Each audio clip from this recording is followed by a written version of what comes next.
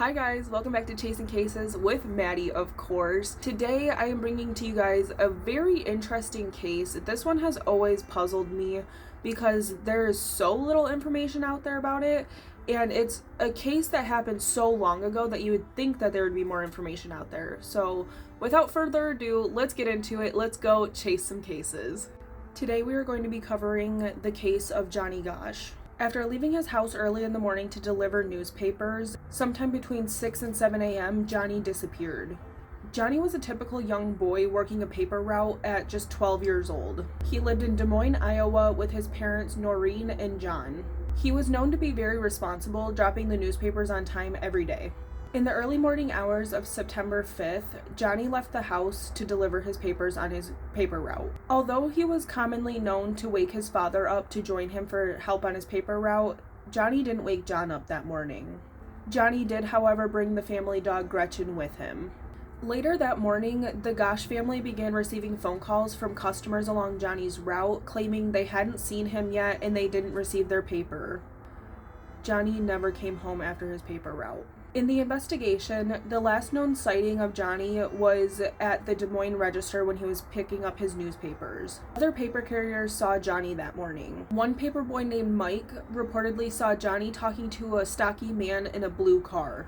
Another witness, John Rossi, claimed to have seen a man talking to Johnny, and John Rossi is the last witness to have interacted with Johnny. After Rossi approached, Johnny told Rossi that the man in the blue car was asking for directions, and Johnny asked Rossi for help because he had no idea where he needed to go. John Rossi claims to have seen plate numbers, but when police began to investigate and ask him questions, he couldn't remember the plate. He eventually underwent hypnosis to try and locate in his brain where the plate went. He eventually did identify partial plate numbers, and that led to a vehicle registered out of Warren County. As Johnny made his way onto North Block to start his paper route, another paperboy witnessed Johnny being followed by a man. Shortly after this sighting, a neighbor heard a car door slam a silver Ford Fairmont. They sped off northwards where Johnny's wagon was later located. After the police's investigation, Johnny was never seen again. Johnny's mother, Noreen, claims she was visited by Johnny in 1997, that he was accompanied by another unidentified male, and she said that in their conversation, Johnny revealed that he was a victim of sex trafficking, that he was taken by a pedophile ring, and he was cast aside once he had aged out. But with that, John questions it because they had already been divorced for a few years at that point because the disappearance had just taken its toll on their marriage. So John does not believe that this was a genuine Johnny Gosch sighting, and that he doesn't believe that Johnny was taken by a pedophile ring. He has his own theories and speculation, but he doesn't believe that it was Johnny that came and met Noreen. John believes that if this visit did occur, it was most likely somebody pretending to be their son. In the aftermath, over several decades, nothing has come to light still. There are many retired detectives still on the case hoping to find Johnny.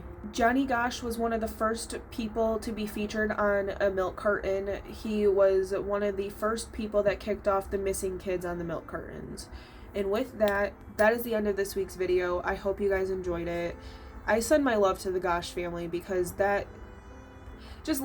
especially back then, letting your 12-year-old go deliver papers was not something out of the ordinary.